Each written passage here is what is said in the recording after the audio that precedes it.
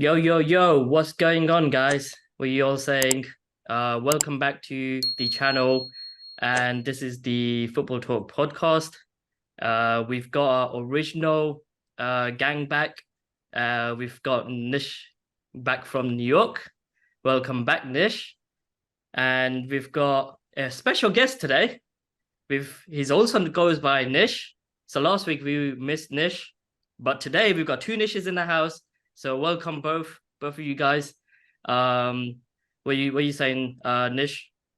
Before people get confused, we're gonna call the second Nish the Joshi, by Joshi. The and Nish, what are you saying? How was New York? Yeah, it was good. New York was sick but expensive, so if you have a lot of peas, then you should go there. If not, then stay in London because it's too expensive. So yeah, just stay in London if you're thinking of going to New York. But lovely city, not very nice people there, but I'll just leave it as that. But very good, proposal wise. Did she say yes?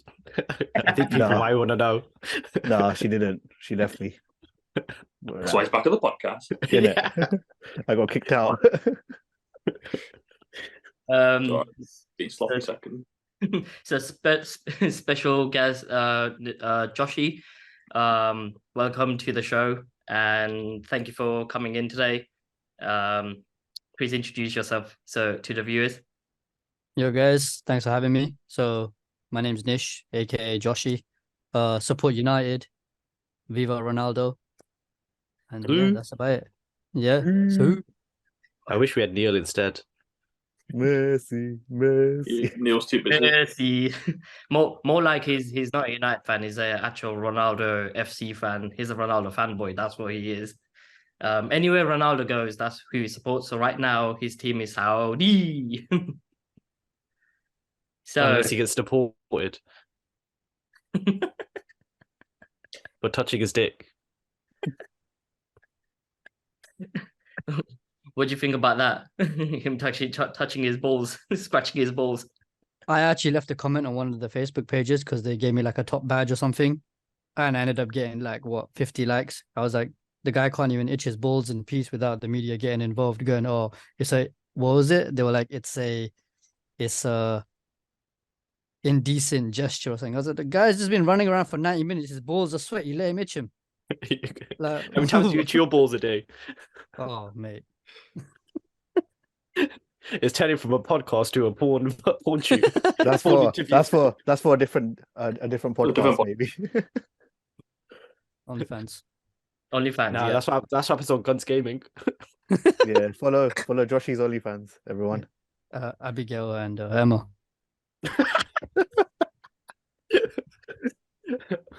Would If you anyone wants to know. You want to explain who Abigail and Emma is, so Kay knows. Yeah, cunts. So basically, me and Joshua went on a night out 2 weeks ago, and he met two girls who can predict the future using tarot cards, and they predicted his future that they're both going to be inside his life. Well, What was the in old his lady's life. name? What was the old lady's name? God knows, but you rejected her. You only wanted those two girls. What do you mean? I wanted the black guy. You wanted the Richie. black guy. I forgot his name. I forgot all the names. Ryan. Ryan. See, no. We should move on. No one knows what we're talking about right now. And the man didn't want to say quarry the game.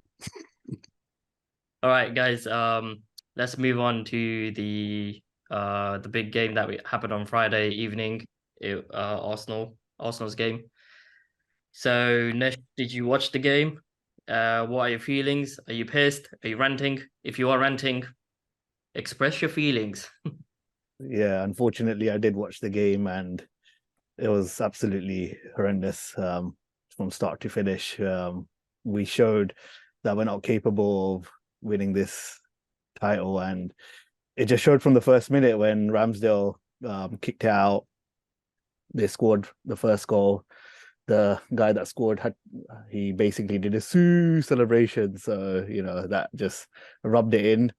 And then one of our old favorites struck against us, Theo Walcott. He didn't celebrate, but it was like a knife into the heart.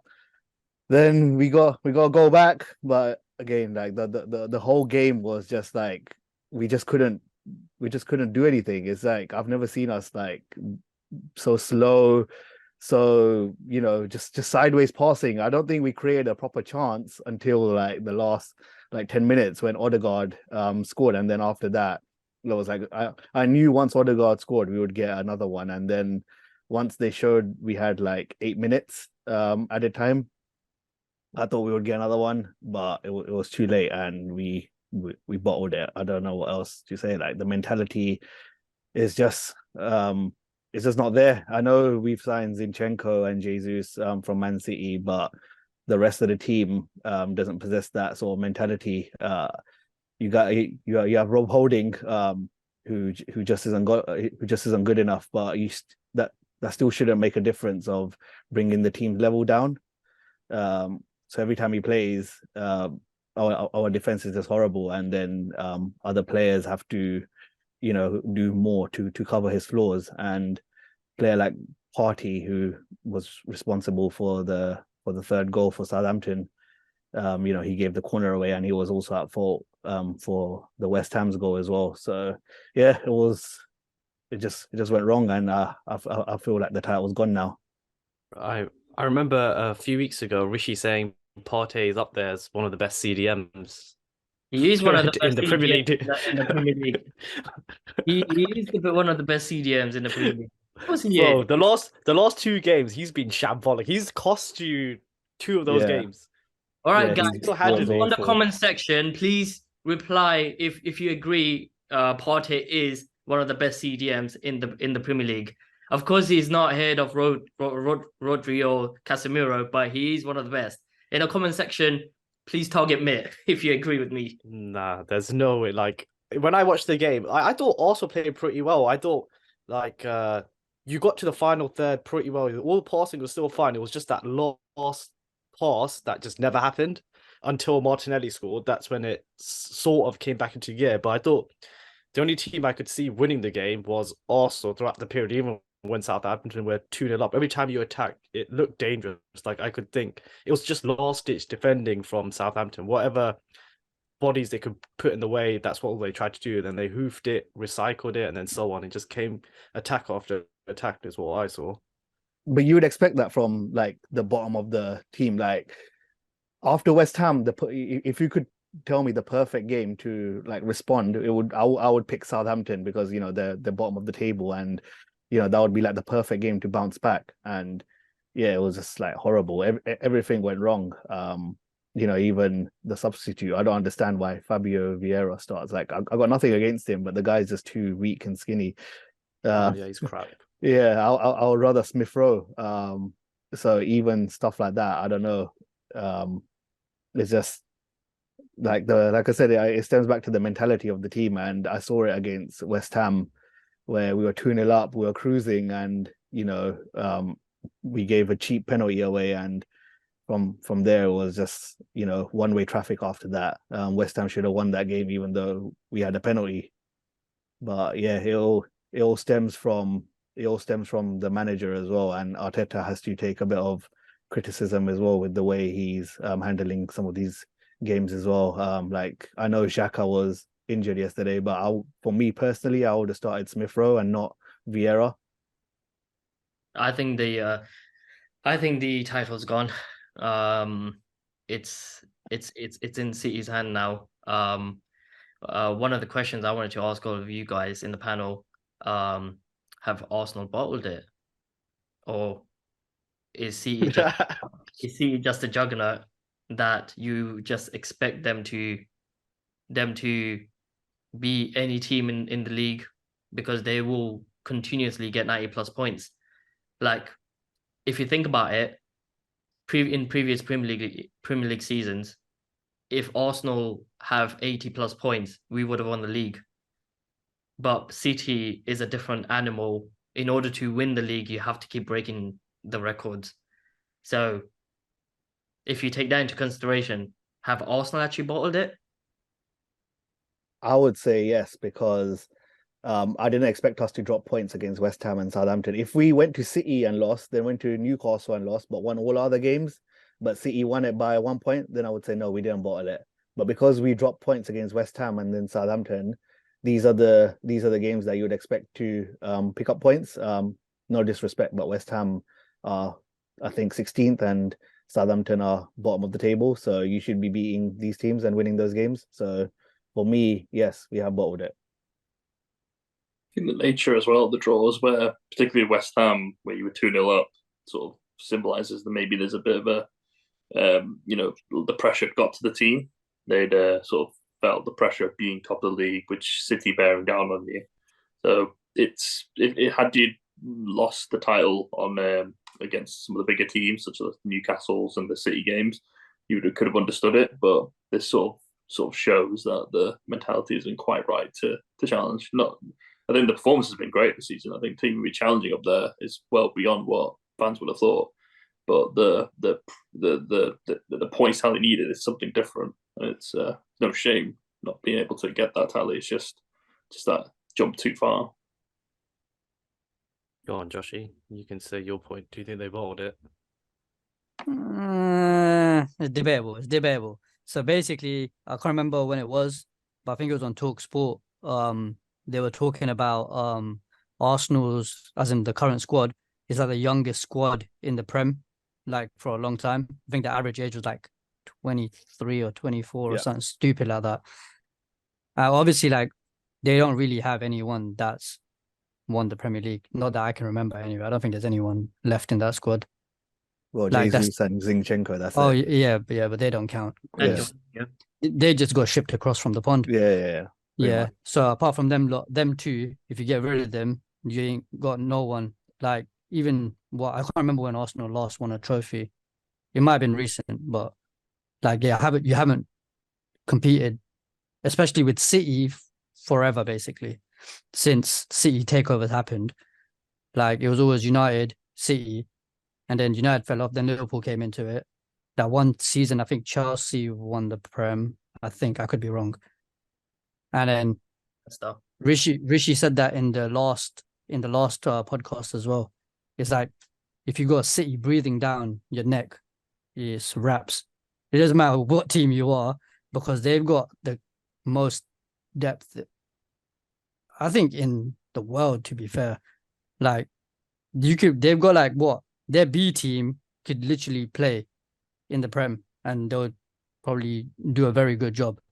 Like they'll end up in the top 4 because they just got that tiki-taka passing that Pep brought along with him that wasn't going to work in the Premier League. We saw how that panned out. You know, the City's defense only is worth more than Arsenal's entire squad. So you got to think about the magnitude of the caliber of players they've got.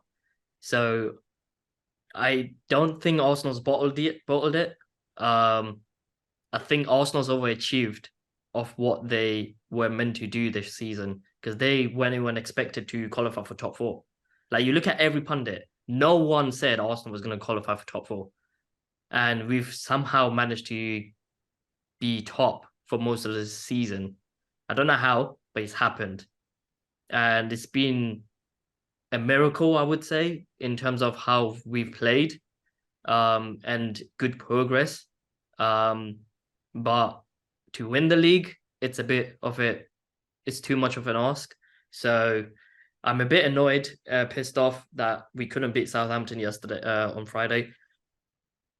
But it is what it is. Title's gone. Title was lost at West Ham for me. I don't West Ham. I don't think the title's over though. I think it still comes down to Arsenal versus City. And in that game, there's always that one moment where Arsenal could take the lead. Like whenever Liverpool face City, we haven't won there since only the Champions League we've won there. But there's always been one key moment in the game where if we score, it will change the whole game. Like the year when it got cleared off the line, even when we played them a few weeks ago, we could have gone 2-0 up, which we wouldn't have lost 4-1 after it. We would have been confident. Their confidence would have been shattered. They would have tried to attack more. and we would have just countered them again. We could have scored a third potentially from that. So I think in that main game, the tie will be decided in one moment there, depending if Arsenal can take it. That's what I think. I don't You think guys, you guys just need Odegaard to be on point, man. Like that's your heartbeat of your team because everything runs through him. Like even when when was the game? Wait, Friday. Yeah, Friday. yeah, Yesterday. yesterday. Yesterday. Yeah, man. I've been on annual leave, so I can't remember the days. But basically, when he took the shot right at the end, all he had to do was just play it to the side to where Odegaard was. That is the most obvious thing. Just press X and just release the ball. That's it. But man decided to shoot for the moon, innit? That's disgusting. man didn't it? Filthy. I still feel like the crowd was saying shoot I heard that. I heard that as well, to be fair. instead of no. I didn't hear no. I heard That's shoot. what happened when Jorginho took a shot. The crowd was like shoot, and then he shot and he went in. Even with Nelson, the Yeah. crowd went, shoot and they went in. But we were so close for winning that game yesterday when Trossard hit the ball. I was like, this is it. We're gonna get few more moments of chances coming through our way, and it didn't come, sadly. They But did come. It didn't come in terms of it didn't go in the back of the net. Oh. That's what I meant. Like because I thought we would have scored the fourth goal because I could feel that it was coming. But the referee should have played for another 2 extra minutes. That's what I would think because there was a time where there was an injury, and also the goalkeeper took the piss when he was going to kick the ball from goal kick. So that should have been at least another 2 minutes added. And I thought he would have played until 101 minutes, but we didn't get the Fergie time that we should have got. We got 8 minutes though. Yeah, but that was the original 8 minutes for wasting time from the actual 45 minutes of play. Yeah, the goalie should have got a extra yellow. time. We should be getting extra time on top of extra time, just to be fair. But yeah, that didn't happen. But what's your outlook? I want to basically, if Saliba plays the last 3 games, do you think you get any more points? I think yes, but again, it comes down to squad management. In that, what one player's quality shouldn't drop that much. Is West Ham and Southampton in front of you. It's not like you're facing Barcelona or Real Madrid. So one player's quality shouldn't drop that much. So that's why I'm annoyed that we drop so much. Like our level just dropped. So like for me, even if Saliba played, we would have got points, but we still should have got points with Holding. That's my sort of beef there. We did get points though. I mean, all three. Yeah, but that's what I was saying about City's depth in it. Like no other team's got that. Like, we've lost Varane and Martinez, and we've got Maguire and Lindelof. Harry Maguire. Do you know what I mean? So it's like no one spends in the transfer market to get rotational squad players. They just want first team. Like they don't think about what happens if X gets injured. Basically, like Saliba got injured. You got Ben White. Or was it Holding? Holding. Yeah, like you bought him for 30 mil, 50 mil, whoever he was. 2 million Holding. Who was the 50 mil? That's Ben White. Him, yeah. Like I don't think he's lived up to his 50 mil price tag either. I think he has. The thing is, if Tomiyasu didn't get injured, then Tomiyasu would have played on the right, and Ben White would have been centre back. I would have preferred that, but obviously, because he's a centre back. Yeah, because so both of them got injured at the same time, which doesn't help. But again, it's like I said, it's only like no disrespect, but it's West Ham and Southampton. It's not Real Madrid or Barcelona. You should be beating these teams. That's my sort of gripe. Like Wenger, like he used to field teams with like Danielsons and Diabys, and he used to get results against these crap teams.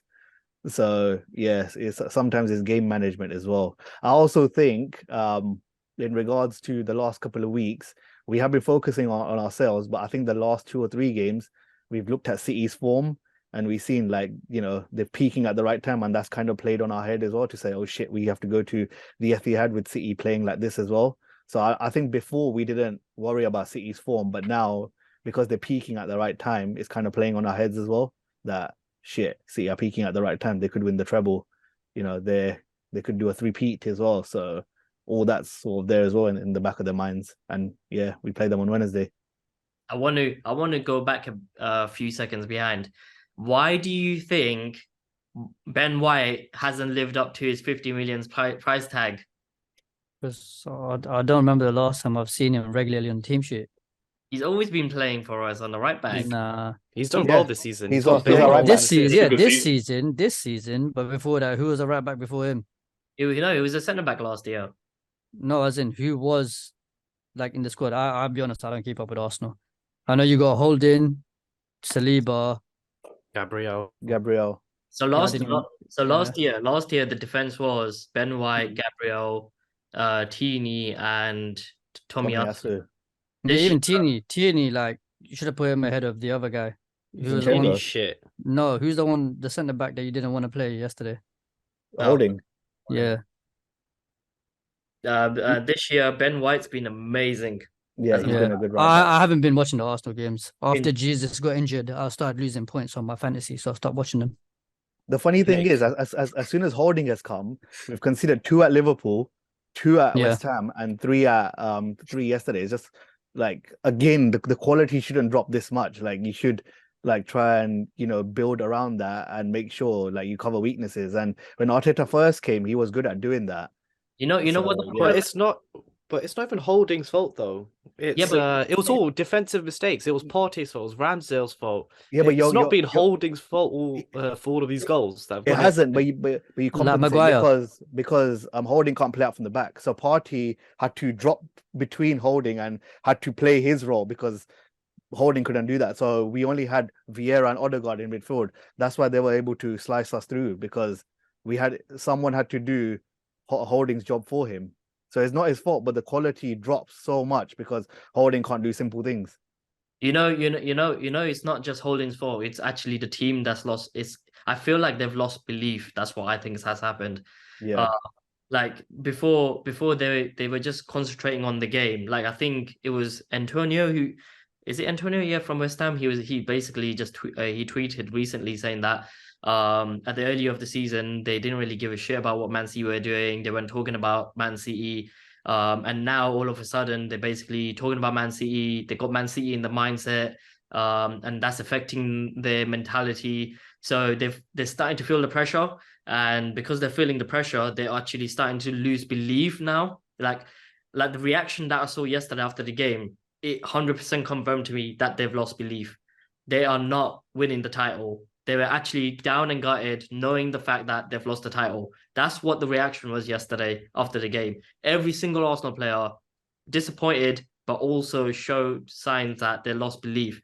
The team has lost belief. The team has lost its mentality of the winning mentality that they had. And I think I'm predicting that the title's done now. It's not going to happen. It's finished. It's done. Doesn't matter what happens at CE, etc. Even if we win or draw, the title's finished because the belief is gone. And what I'm predicting is that for the next 6 games remaining, Arsenal's going to drop so many points that they're going to finish closer to Man United than to Man City. That's what's going to happen. That is what's going to happen. We'll finish second, but we'll be closer to Man United than Arsenal. We've gift wrapped City the title. We haven't even given them we haven't even laid a glove on them. We basically gift wrapped it to them. We were like, hey, take the title. At least Liverpool pushed them all the way. Like last year, Liverpool went there and drew 2-2. So at least Liverpool pushed them all the way. We haven't.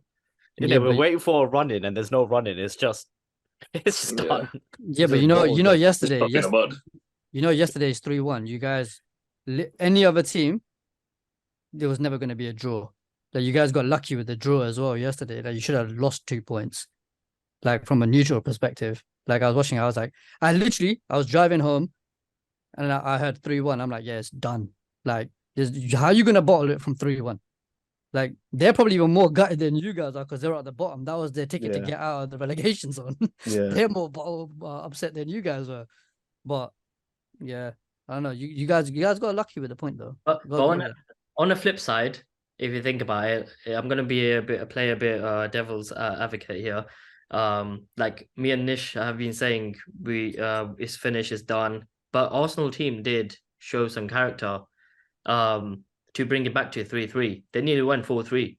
They showed Yeah. fight. They actually showed Yes. fight. It's So, because of Odegaard, man. so maybe there is some fight left. They are disappointed.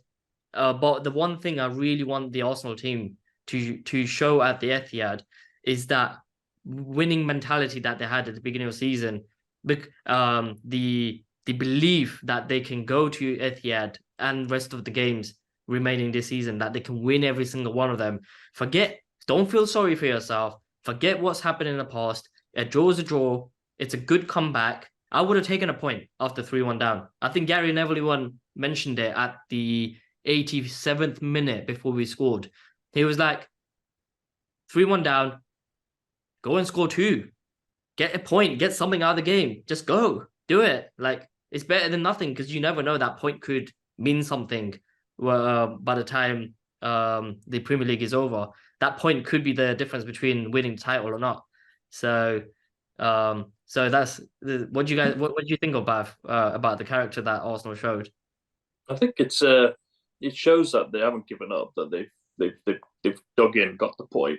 And I know City won the way to their first title when they went 8 points behind. They were in a very similar spot. They were 3-1 down to Sunderland at home, and they got a 3-3 draw. And that point ended up proving absolutely crucial. They drew level with us later on. I think they'd gone 5 points behind at that point, and then eventually they were 8 behind. But that point there ended up winning the league. So you can never know. If you put a performance on Wednesday, it's back in your own hands again if you beat them. So it's I don't think it's quite over yet. I know everyone's sort of writing the obituary of the season, but I think it's still a long way to go. Anything can happen.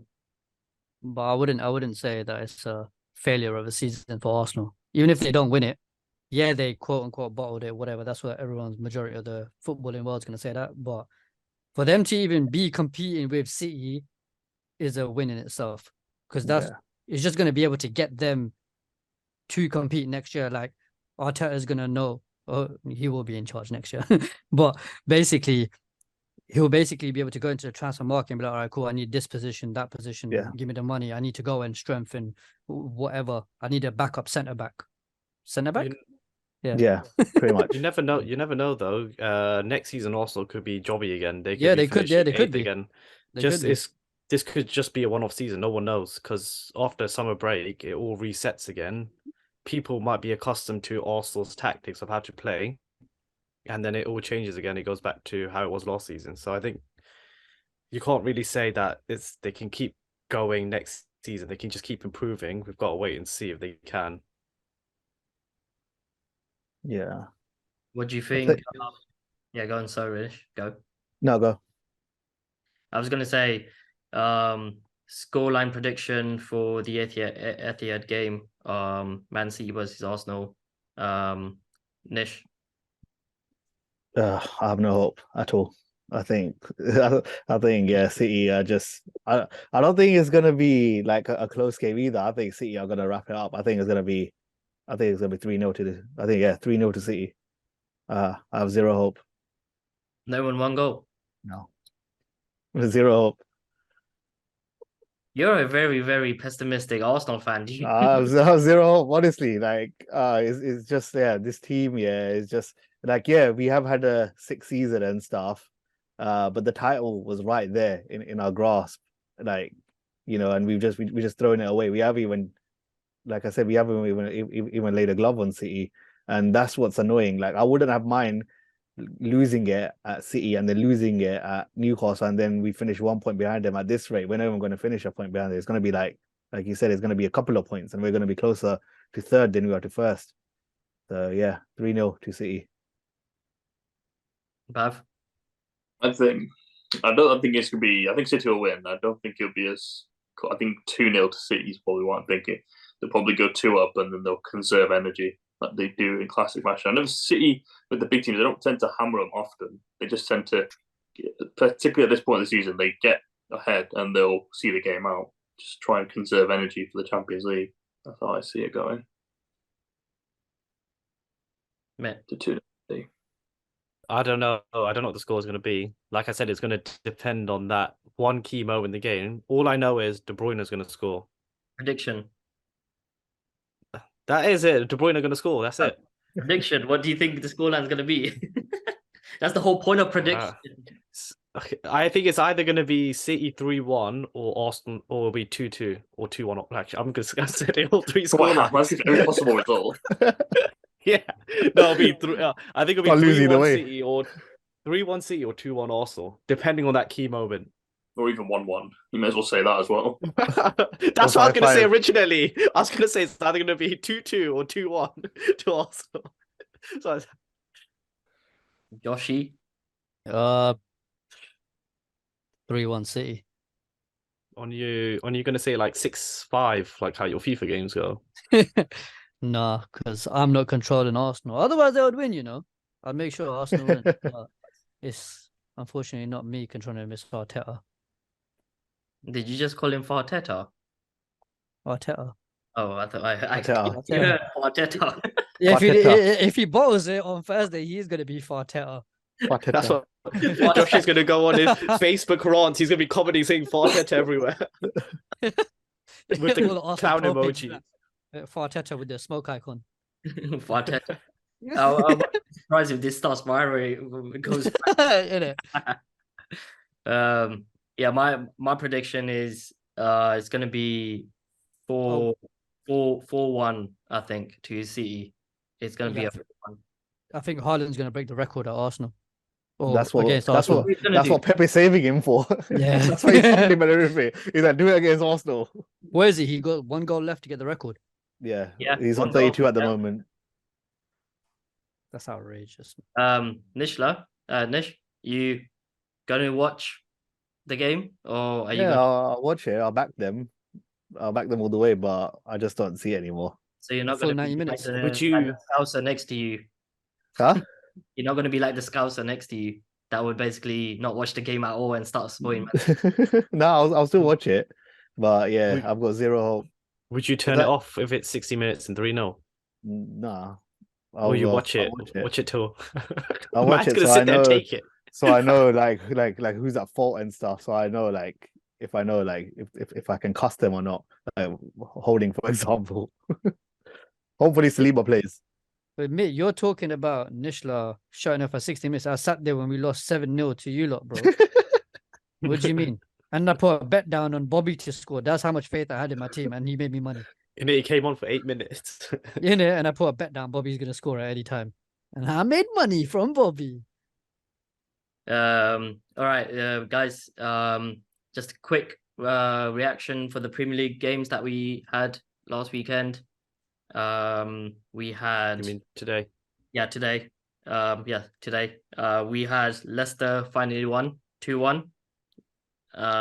Liverpool 3-2. Fulham 2-1. Brentford 1-1 against Aston Villa, and we got Crystal Palace Everton, which was 0-0. So quick analysis on Liverpool's game. What do you think of that, Mitt? Were you happy with it? Yeah, I was happy with we won. I thought actually, I can't even say we did. If I had to take the whole game into account, I'd say we deserved to win, but they had a few moments where they should have equalized and it should have been 3-3. All their chances came from just throw-ins. Literally, just it turned into, who was it? Hull? Was it back in the day? Hull that used to be really good at throwing. Stoke City. No, I'm sure, wasn't it an orange kit one, like Wolves or Hull back in the day? It was No, it was Stoke, Rory Delap. Joking about the yellow and black one. Yeah, because before teams would pass it off for a corner rather than give them a throw in, but that was that was today. Stoke. that was Stoke City. But literally every single throw in they took, Konate was just getting annihilated by that one striker. I don't even know what his name is. Konate was like Walcott going up against Van Dijk there. Just never won any header. Every second ball they won from that throw in, take it on and they'll score. And they should have scored on the 80-something minute when they hit the crossbar. But it was good to see Jota playing. Jota played really well. That's what we've been missing this season. If we had him like the whole season, our season could have been completely different. We could have been comfy in the top 4 right now. but because we've missed that goal threat, that poacher up front, which literally you give him one chance, he'll put it in the back of net, which Nunes, Salah couldn't do for most of the season. Both of their conversion rates this season were, what was it, like 4% and 5% from the shots they've had. So yeah, it was just good to see Jota there just scoring. He's on a roll again, like how he was over the past seasons and stuff. Before we wrap it up, we have to speak about, make it quick, guys, the United game against Seville. Yeah. Do we have to? We have to. Yes, we're going to get your opinion. Go on. What was that from the world class De Gea? Harry Maguire. Harry Maguire, the memes, oh my days. Even De Gea, what was he? Harry Maguire's got a goal and an assist in his last 2 games with Sevilla. He's gonna come out top scorer this season. The way he's going with the amount of contributions he's having, he's